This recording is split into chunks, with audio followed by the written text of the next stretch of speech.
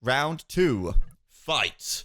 Here we are. Welcome, everybody. Welcome to our second Regicide King of the Hill. It's another 8-player free-for-all, 8-way.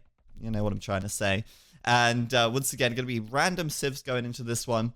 But we have made a couple of changes to the map from the last time around. First change is that the gold now has 2,000 gold in each gold mine. That's not 800, that is 2,000.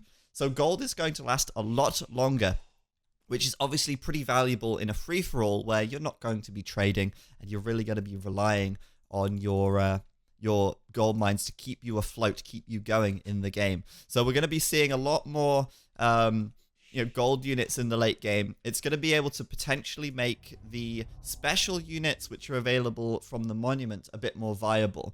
Foghorn's coming in with his king. A little risky to send his king to the center of the map, but he's coming in with the king and he'll grab the monument. What can you build from the monument? Well, it's still the flamethrower, which is still the same price. And you can also now build the Duke again, but the Duke now has a lot more hit points, 400 hit points, but he does also cost a little bit more gold and food. So maybe we will see some players starting to add the unique units in from the monument, but I think most players will probably just forget about it. And I remember someone in the chat asking before about whether or not the monument had a hotkey, and the answer to that is no. The monument does not have a hotkey, like a jump to or a go to hotkey. Like your TC is H, obviously, or your stable might be control and a letter, whatever that is. So you can't jump to it like that, but you can control group it. So if you have the monument selected, you go like control 9, and you can put it on control group 9. So if I'm over here and I have nothing selected, I can double tap 9 and I'm at the monument. So that is an option if you do want to try and jump to the monument a little quicker. But anyway, let's go around the map and just introduce the players, see what kind of civs we've got in this one. Unbelievably, T-West in the north of the map, in the teal, and the Italians. I'm having a little bit of deja vu because that is exactly the same as last game. Talk about some RNGesus right there. Getting Italians twice in a row. I'm assuming he picked the color teal, but still, I mean, we saw how good that civ was, right? I mean, I think the Italians are actually a really strong late game civ, especially against the cavalry civs, which they counter so well with the Genoese crossbow. The thing about the cavalry civs is that they're usually a really late game powerhouses, but the Italians counter that really effectively, and I think it's this really strong late game civ, especially for King of the Hill, but obviously lacking a little bit because they don't have great siege. But still, the condos, of course, we saw them coming into play last game as he raided his flanks. This time around, he probably won't be raiding his immediate flank on the left because that is Hallis. Hallis in the purple here, playing as the Burmese. Hallis is a very strong player, possibly the strongest player in this game. And you saw him last night beating me in a 1v1. And he's been beating some like 1800s on Vubli today and yesterday as well. So he's putting in the time. He's improving very quickly. And he's getting back to his previous form. And maybe even surpassing that as well. He's a very strong player and one to watch out for in this game. To the west of the map in the yellow, we've got Foghorn TV playing as the Mayans. You may have remembered... You may remember me from such TV programs such as getting my ass kicked in by Bot Marley in our last stream, where we had that feudal-only game, and Bot Marley came in and just focused on Foghorn for the whole game, because Foghorn killed one of his villagers earlier on, and he just wanted to wipe him out because of that. So we'll see if Foghorn can have a better performance this time around. To the south of the map, in the grey, Silverhawk playing as the Huns down there. He was in the last game as the Magyars, and he did a pretty good job. He controlled the monument for some time, but in the end he let it slip by focusing too much on the flank and not focusing on the monument in the middle.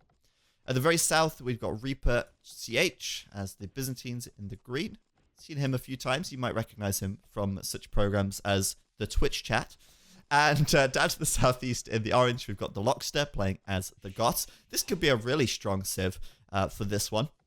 Obviously, the Goths, super spammable, very, very strong in the late game with the ability to just throw thousands of units at the center of the map. No problem for them. Wasted Talent is back in the blue, and my goodness, does he have a lot of sheep. Look at that. He's playing as the Saracens here, a civ with no eco bonus, apart from the market, which doesn't count as an eco bonus, really, making them a little bit awkward. But still, he is going to hopefully have a better game than last time. I think he was actually eliminated last time. He lost his king and was defeated. See if he can hold on in this one. As last but not least, in the red, we've got Lord Troldemort playing as the Portuguese. So that's all of the players in this one. It's an 8-player free-for-all, as we said. It is Regicide. It is King of the Hill. And we saw last game a strategy sort of developing, or maybe this is the meta for this map now. Who knows? But the weaker players on the edge are generally targeted earlier on, and players such as T-West and Hallis, who are typically the stronger players in this game, trying to overtake the edge of the map and take the extra resources for themselves by knocking out players such as Foghorn or Lord Troldemort, who are, I guess, easier targets, but also easier to destroy and easier to kill, because if they can get their king, then they are eliminated. The monument really only came into play much later on, and obviously that was the main focus. Once the monument gets below about 100 years, I feel like that's when the players are really going to focus on the monument.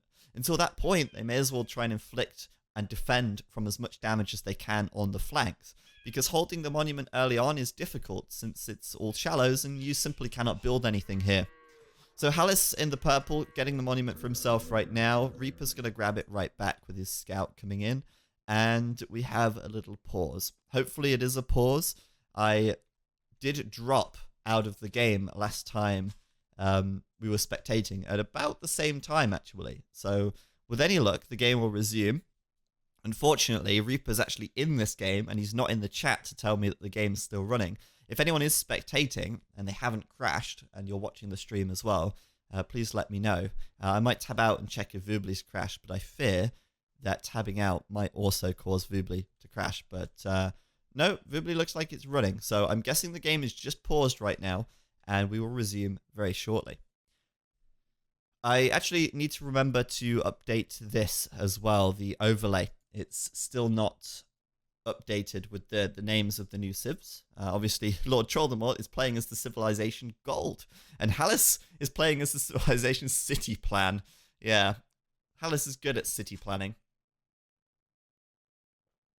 So, oh, there we go. Game is about to resume, I think. The game is paused or waiting for players disappeared. There we go, we're back in. So, all good in the hood. And while this game is getting underway, obviously it is a Castle Age start, as you may have noticed already. It does mean that things will get rolling a lot faster.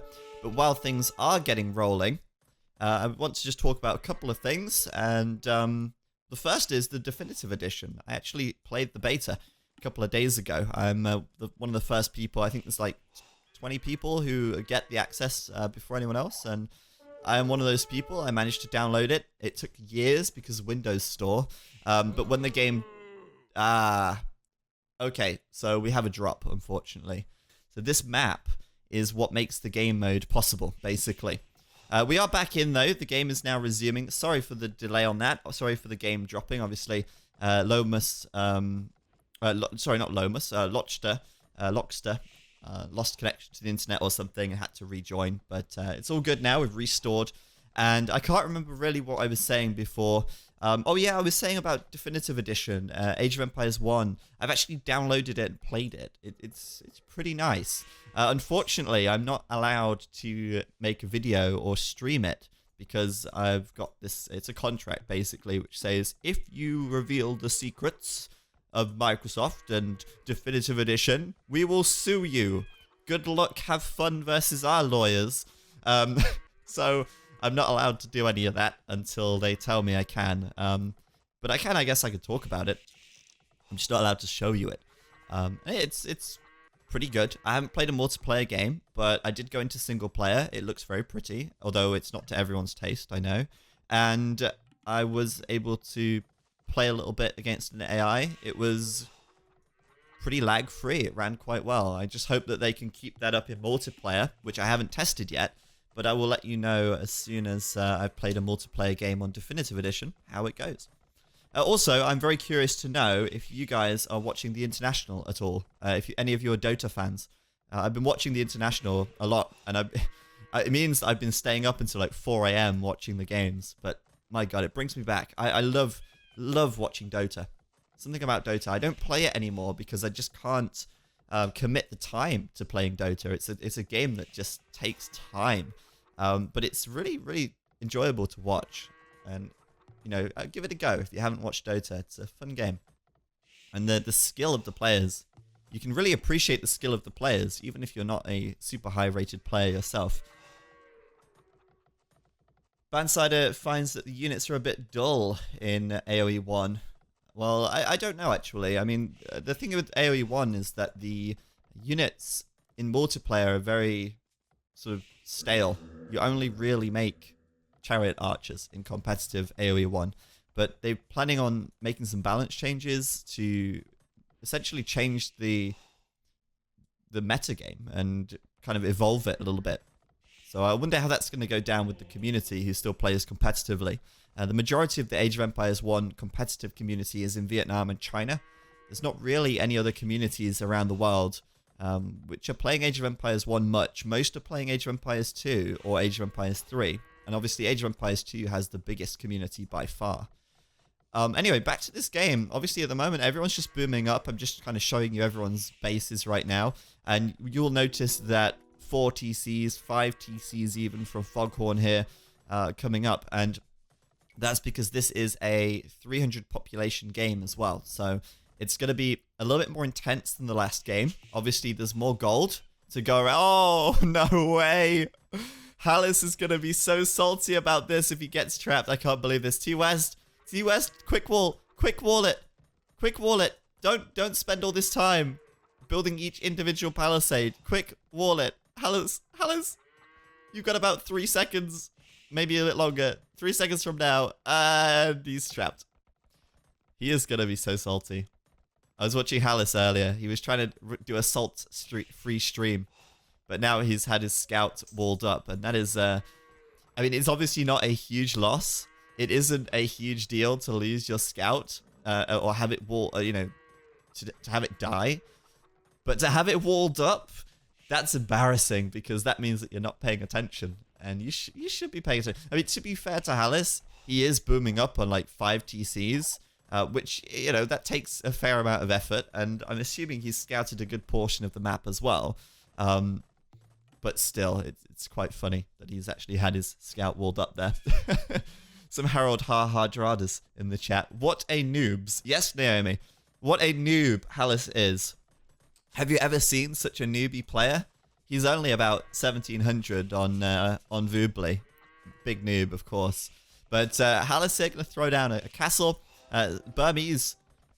We'll see what he does. I'm looking forward to seeing how this game develops, because at the moment... Oh! Foghorn! Foghorn's making a play. He's got the Duke, D'Alençon, coming out. He has had the monument for some time uncontested, and he's going to start raiding wasted talent. These guys are pretty brutal. They're very expensive. They're very expensive. I can't remember how much I changed the cost to. Let me double check my notepad. And I'll tell you in just a tick. Give me just a sec, guys. They cost 200 gold and 100 food, so they're really, really expensive. But obviously at this stage of the game, they're pretty strong. And Wasted Talent now is having to throw up a couple of stables, start making some camels. You know, he can garrison inside of his TC and take them out pretty quick. But 400 health.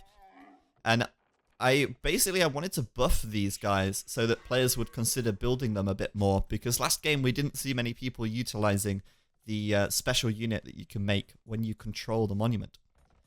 Anyway, T-West up to his usual tricks. It looks like he's going to be setting his sights onto Hallis. He starts by walling his scout so that his scout can't see his barracks. And then he goes for a fast Imperial, followed by the, of course, Condottiero.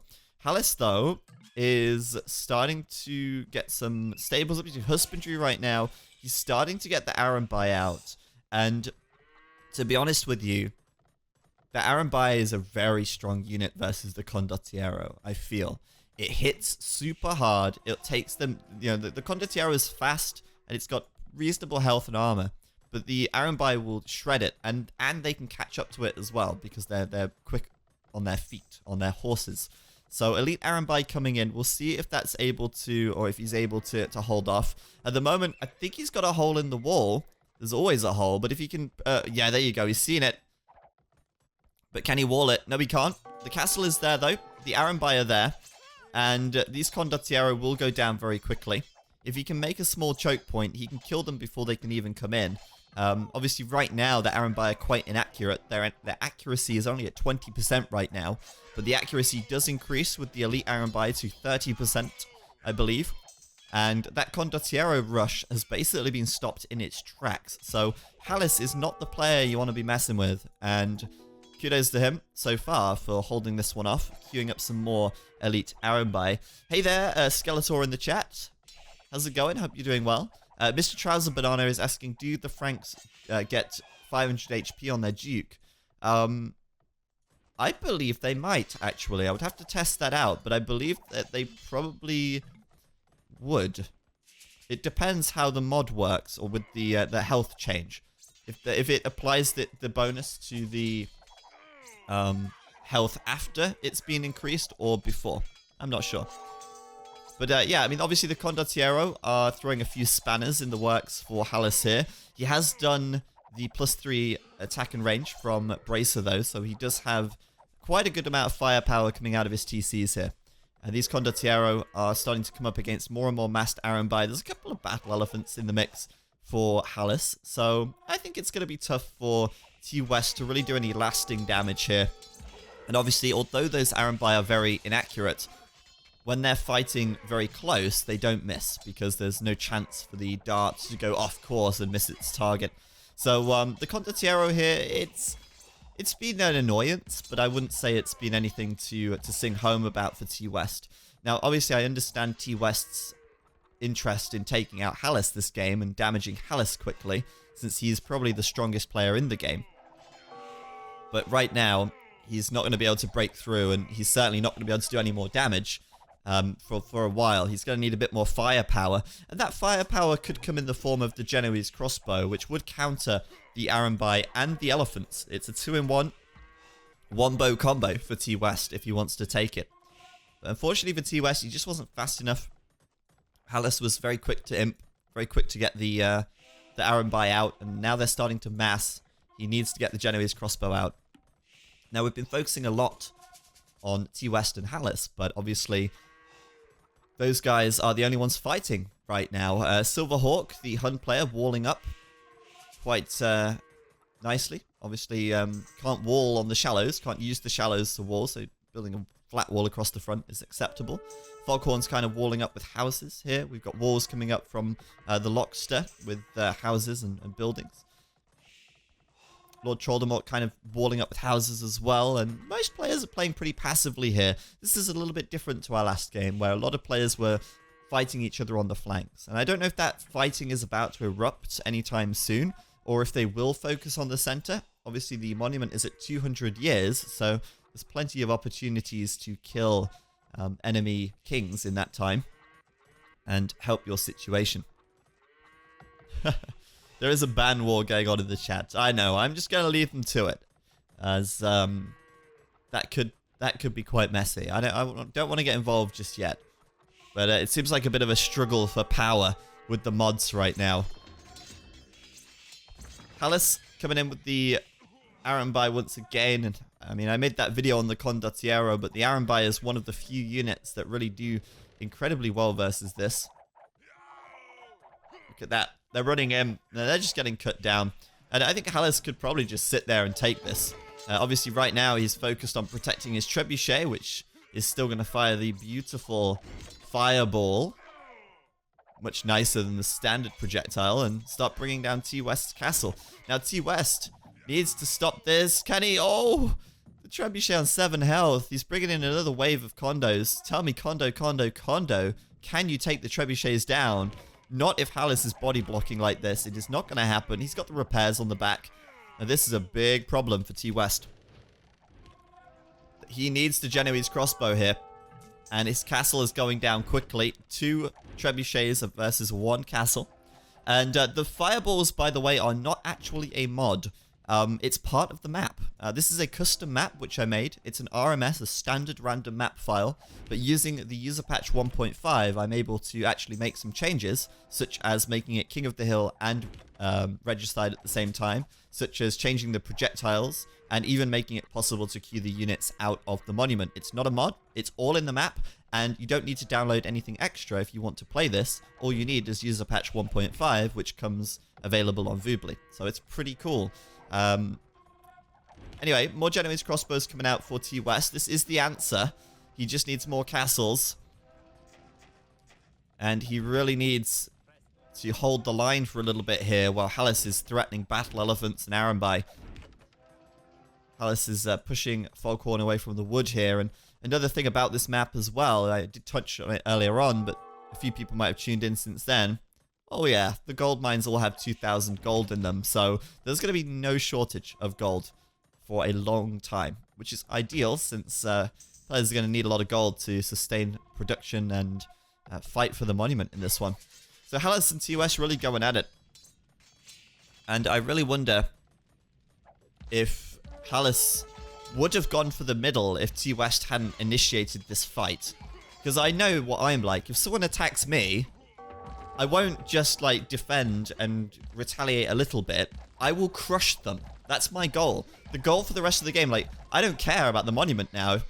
If I'm Hallis, I don't give a rat's ass about the monument. I just want to kill T-West because he initiated the fight. It's kind of like in Civ, you know? The AI attacks one of your cities and you just wipe their civilization off the face of the earth. Can't help yourself. You gotta, you gotta crush him. Map pro skills. Actually, it was pretty easy. I hadn't done any random map scripting before today. And I learned how to do it basically this morning and made this map this morning. So it's a pretty easy thing to do. And if you're interested in making your own maps, just look at the UserPatch 1.5 documentation. Anyway, this is really where the fight's going on right now. At the moment... Oh, there you go. Silverhawk, actually. Making a play towards Foghorn. Feel bad for Foghorn. He always gets into a little bit of trouble. And obviously the Mayans are a pretty good civ, but not a super late game powerhouse versus something like the Huns with the Paladins. Sure, the plumed archers are great, but it's going to be tough for Foghorn to hold that one. Elsewhere, we've actually got a bit of an engagement now between the Lockster and Wasted Talent. Wasted Talent bringing out the camels, Lockster bringing in the Huskarls. He's not got Elite Huskarl though. It looks to me like Wasted Talent's coming out on top in this fight. Whilst at the same time, Lord Troldemort's going for that Portuguese hand cannon, bombard cannon combo, probably with arquebus. So he does have the ballistics on his gunpowder. Meanwhile, Wasted Talent's so busy fighting against the Lockster that he's not even really acknowledged Lord Troldemort pushing into the front of his base. Could you have everyone start with a dock to influence the use of galleys and demos? I could, but I don't think it's necessary. I think it's absolutely fine for players to build their own docks, and we see Lord Troldemort doing that as well, with heavy demolition ships coming out on the map already. Hallis and T-West kind of at a bit of a stalemate, but Hallis' score is so far ahead of T-West here. I think T-West's eco is kind of falling a little bit here. Look at how much eco Hallis has. It's huge. And T-West, well, his eco is a little bit on the small side. His wood lines are not as thick as he would like, and he simply doesn't have that much economy out on the field. T-West has 150 vills. Hallis has 168, so actually, he does have more than I thought, but look at that. That's what happens when you don't have a thick wood. Your villagers, in their desperation to bring the wood home, will trek 100 miles each way. This is the best lumber camp of the game right here. I think T-West probably has a few more things to focus on. So Foghorn's complaining that he's 2v1. I don't think he is. I think he's versus Silverhawk, sorry. But Silverhawk just has so many units out here that it may as well be 2v1. Poor Foghorn, he is in a lot of trouble. Let's check where Foghorn's king is. He's hiding out in this TC right here. It's not the safest place in the world. But he is surrounded. And Silverhawk could just knock Foghorn out of the game right here. If he wanted to. He just has to see the king. The king's making a break for it. Foghorn running towards Hallis.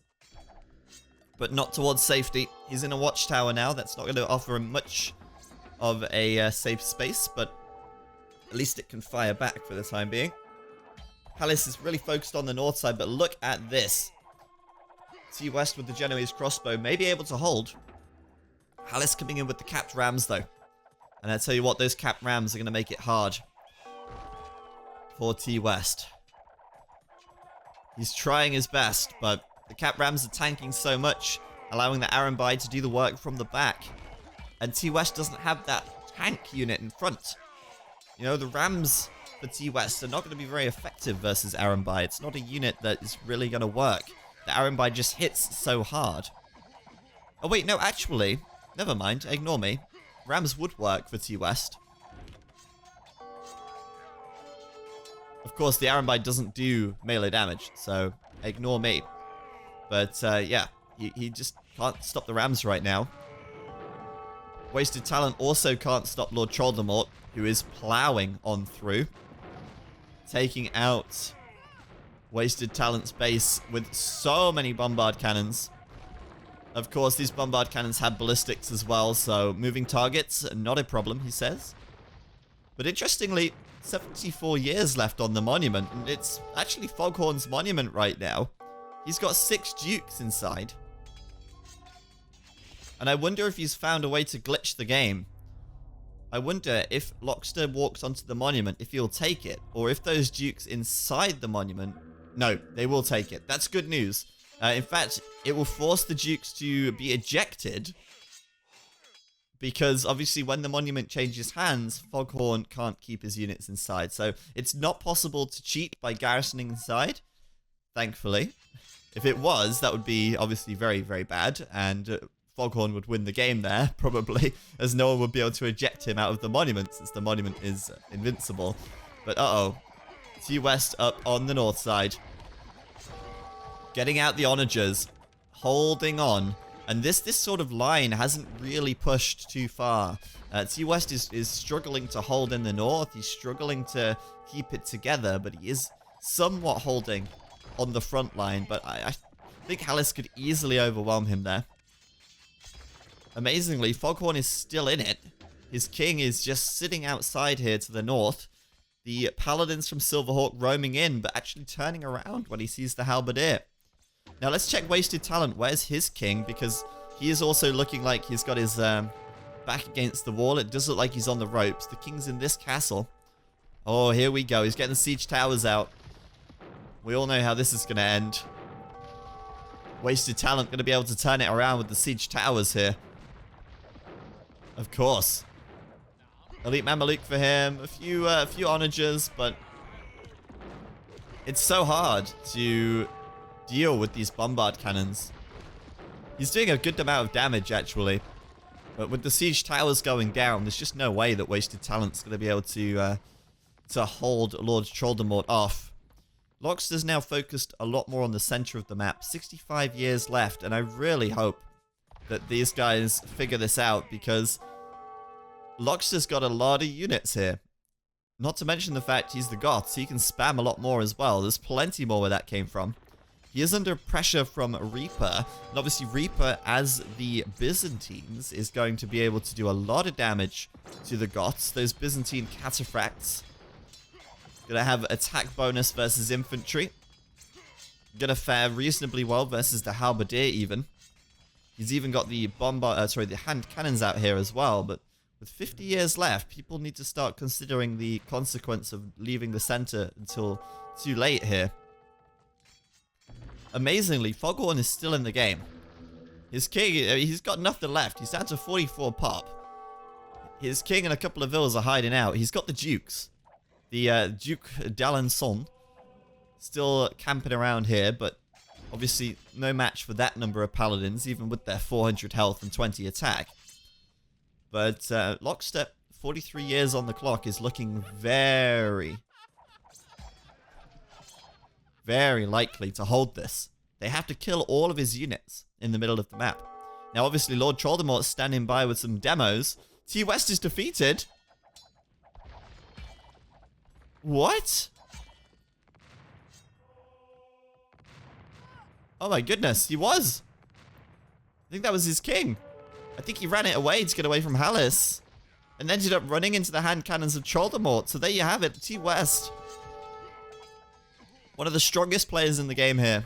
Going down first. And in comes Lord Troldemort with the demolition ships. This will be huge. Lockster has no way to contend the demos. He has no ranged units to kill them off before they come in. We're going to see some huge shots here. But with only 27 years left, these guys better be quick. Lockster's spamming a lot of units across the map. Maybe Lord Troldemort needs to put some hand cannons here to cut off the reinforcements. Hallis is coming in. Silverhawk's coming in. I think they've left it too late, to be honest. I seriously think they've left it too late. Lockster has so many units left and only 19 years. Lord Troldemort needs to use the demolition ships, get some big shots. If he can do that, well, he might be able to pull Lockster off of the center of the map. 15 years remaining. The time, it's going to be close. Nah, who am I kidding? They'll be able to clean this up. Hallis especially, with all these Arambai forwarded by the battle elephants, should have no problem. And although Lockster is bringing over a lot of units, like I say, those Portuguese hand cannons that just don't miss. Yeah. Hallis going to clean this one up here. Lord Troldemort has his heavy demolition ships on standby still. And it's going to be Hallis's. Oh, it's getting close. It's seriously close. 4 years. No way. And there you go. I knew it. No way. Hallis going to grab that. The Duke's coming out, but they're just getting obliterated by the hand cannons. And now the heavy demolition ships can come in from Lord Troldemort and focus on Hallis's Arambai at the back. This is a big one. This is a big one. Delete them. Delete them. Delete. Oh, missed opportunity right there. That would have been huge. Now, I feel like getting the Dukes here is good to deal with the demolition ships, because the Dukes can actually tank a demolition shot, which is very important. So can the battle elephants. The demolition ship does 140 damage. The Duke's from Foghorn here. Oh, he's king! His king is roaming towards the middle of the map. Foghorn, for some reason, is in no attack stance, I assume. His unit's not attacking there, and the Arambai going to clean them up. Foghorn is running his king away. He's really got no way to hold on to anything here. I mean, he's got 3 villagers. Has he got 4 population then? He's got 5 pop. 3 villagers running down towards the south, looking for a place to rebuild, I guess, as everybody else shifts their focus towards the center. But I'm very concerned that maybe Hallis will be the only person to contest the middle of the map here. For some reason, Reaper is still very focused on fighting the Lockster. Lord Troldemort doesn't have that much left. And Hallis, with 70 years on the clock, has a lot of battle elephants, a lot of Arambai, and really nobody seems in a position to contest him apart from Silverhawk. Now, I wonder if Silverhawk might be going for the king kill onto Hallis here. Now, if Hallis recognizes that and finds that his king is in a little bit of a bad position, then he could attempt to run his king to the middle of the map and just hide it amongst his army. Silverhawk's the only person, I feel, who can really contest this with all these paladins. But if he doesn't go in the next couple of minutes, well, Hallis will be able to defend and will be able to just win the game from the monument alone. Now, I'm wondering... Uh-oh. Uh-oh. Uh-oh. Foghorn's out. The king goes down just to the stray Huskarl from Lockster there. Hallis, though, I'm trying to find his king here, and I'm not seeing it. 50 years. And Silverhawk, for the second time in a row, might miss the objective completely in this one. I'm trying to find where is that king? Did he move it to the middle of the map, maybe? I don't think he did. That would be a little dangerous still. But in that case, where is it? It's well hidden. Oh, it's there. No, it's not there. That's just a bait. It's a bait tower to make it look like the king's inside, so we'll waste his time fighting it. 40 years. Silverhawk really is putting a lot of pressure on himself here. If he doesn't find that king, I mean, I can't even find the king. Oh, there it is. It's in this castle, hiding among the villagers with his fancy umbrella. He's pretty close, actually. Hallis, 34 years on the clock. I wonder what happens if Hallis is defeated and loses his king, but he still has units on the middle of the map. Does he still win? Does he get a posthumous victory? That would be amazing. Lord Trollmort coming in, though. Trying to contest the middle now, and at least somebody is. Wasted Talent's trying to mass up some units as well. He's recovered a little bit. Those battle elephants, man. They are getting obliterated by these bombard cannons. 40 damage each. Oh, and the demolition ships coming in the middle of that army. Hallis leaving the monument exposed. Oh, no. Hallis, you've got to keep units on the monument here. This one's glitched inside. I wonder if they can kill that or not. Hallis gonna come out, kill Lord Trollmort, but leave his flank exposed. The paladins from Silverhawk gonna come in. Wasted Talent coming in as well to kill the Arambai. It's perfect. And suddenly, Silverhawk has the monument for himself. The timing was there. It was a close one. Hallis now so close to losing his king as well. Totally wrecked back at home. He couldn't leave enough units to defend and fight for the monument as well. Demolition ships, delete, delete. Oh my god, that was huge. He gets so many kills right there, and Hallis just immediately losing so much population. The bugged unit. Imagine if Wasted Talent didn't come in with the skirms. Would Silverhawk been able to kill the Arambai, or would Hallis have won it because the unit was bugged inside the monument? I'm going to leave that hanging there because I don't know the answer to that. It was so lucky that Wasted Talent came in with the skirms at the right time. Hallis still holding on with the elephants though, and he's got a lot of gold in the bank. Obviously gold is no problem. Look at these gold mines. They've still got thousands of gold left. These ones haven't even been touched. So gold, no problem. But Hallis probably needs to reboom his eco a little bit. He lost a lot of villagers in the raiding from Silverhawk. And Silverhawk with about... God, how many? How many paladins does this dude have? 174 paladins. I don't know why I'm checking down here. Obviously, I can see just by looking at this thing. Right now, Hallis with the highest KD, but Silverhawk looking to hold the middle trade cog from Lord Trollmort. And Reaper still so heavily focused on Lockster in the south. Lockster is defeated. I'm not sure where his king died, but his king just died. He called GG. And that puts the Goth player out of the game. And I wonder if Reaper is going to move towards the middle or not, because he's very stubbornly been fighting on the flank. And in this situation, I mean, Wasted Talent has a lot of elite Mameluke. And really, I mean, his name is going to ring true here. These Mameluke are very talented at killing paladins, but it's wasted because he's fighting against hand cannons instead. Of course, they'll also perform pretty well versus Cataphracts, but still, Reaper, probably one of the only people right now who can truly fight in the middle of the map.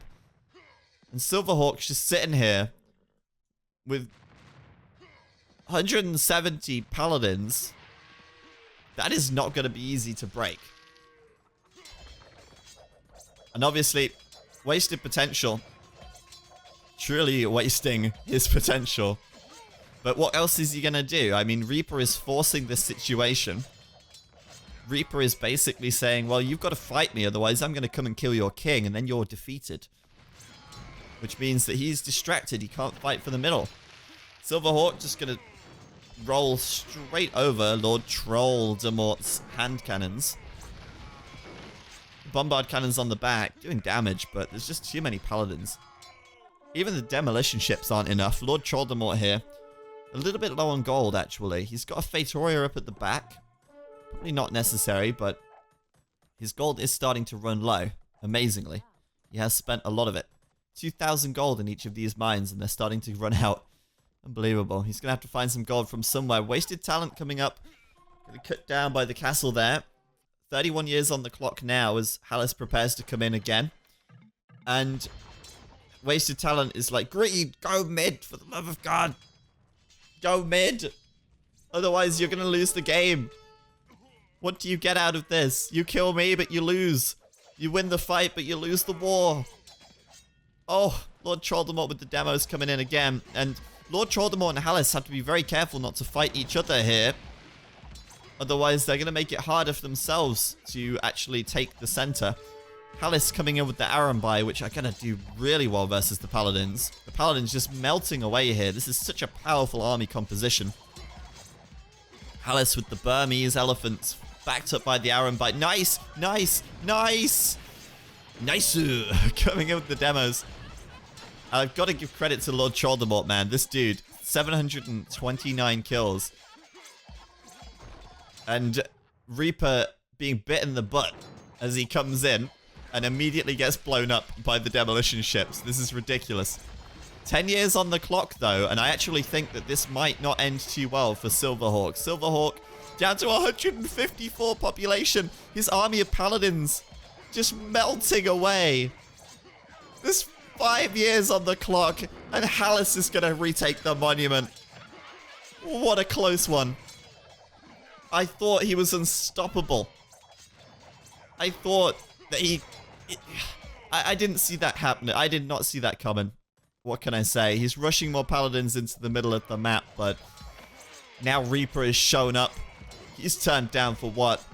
And Wasted Talent's here with his Mameluke, putting his talent to good use. Honor just shot at the back, though. Oh, those hand cannons getting obliterated right there. We'll go down to the Cataphract, and Hallis now re-booming up in the north. What a fantastic reboom from him. Still taking the gold. And the combo of Elite Battle Elephants and Arambai, it might just be enough for him to see the game out. Well, we will see, as Wasted Talent is now spamming a lot of units into the battle, but one at a time. That's not going to work. They're not even going to get to their destination before they get killed off here, so everyone has to sit back, regroup. Reaper, been punishing the flank players for a long time. Now finally being punished himself as he attempts to go towards the middle, and look at that. So many dead bodies in the center of the map. This could be it for Hallis now, though. This could be it for him. Silverhawk, he knows that he can't contest the middle again for a while, so he's going to start fighting over the gold, I assume, on this left side. There's about 5,000 gold there in these 4 mines. And if he can grab that, he can keep making more paladins. There's still a lot of gold left over here, but it is starting to get low, so he'll want to maybe grab this gold and, I guess, punish Reaper for being so greedy this game, I assume. I don't know, but still, Hallis now holding the center quite well. And I think if you're Lord Troldemort at this point, you're just going to make more demolition ships. I mean, the effect of the demolition ships has been amazing. He's got 22,000 food and 22,000 wood. Lord Troldemort could sell a lot of resources here. He's got 3 Fatoria up, so he is going to generate some passive gold income from that, as well as stone, which is not too bad at all. If he can just keep that going, he'll be able to keep making demolition ships, but I think selling some food and wood would be a wise decision, and making some more docks, because if he can run 50 demolition ships in, even if you're Hallis right here with all your battle elephants and your deployed trebs, you're not going to hold up much to 50 demolition ships coming through. Hallis has got a lot of gold left, 7,000. He's population capped as well. And looking at the south of the map once again, Silverhawk just trampling all over Reaper. And it's Reaper who should be doing the trampling with his Logistica Cataphracts. But obviously Paladins do win that matchup. And Reaper here doesn't have the best defense on this left flank. His castle right here in the heart of his economy, the one with the king, might be okay, but I think players are going to have to start turning their attention towards the center once again. Don't leave it too late, Wasted Talent. 33 years now. And they have to go. Everyone's saying, let's go. Start the game already. Hallis is ready to defend. But they are cutting it fine. Don't underestimate these war elephants. Heavy Demolition is doing 140 damage. War Elephants have 320 health. None of them died in that initial explosion. Of course, they do go down eventually, but man, they take a lot. He just doesn't have enough demolition ships here. Wasted Talent needs to go. I think he's left it too late. The Mameluke are the perfect counter, but if he's not there in time, it's not going to happen. Silverhawk here, trying to knock Reaper out of the game. He's not interested in going for the middle again. This is Hallis's game. He's got it. There's no way that they can stop him now. Reaper and Silverhawk too busy fighting each other on the left flank. They're wearing each other down, and Hallis is just going to walk away with this with a victory. It's too late to start sending units to mid. This Mameluke is so good here. But there's just too many elephants. And Hallis will find himself victorious as the clock counts down 7 years. 6 years. The Mameluke slowly but surely being taken out as the battle elephants just have the ability to tank it. And it looks like Hallis will be victorious here. I don't see this going any other way. This combo is OP, he says. We got some OPs in the chat, as Hallis will take the game with the Arambai and Battle Elephant combo. And there you have it. Our second Regicide King of the Hill, and Hallis is going to take the crown. Wallalo GG indeed.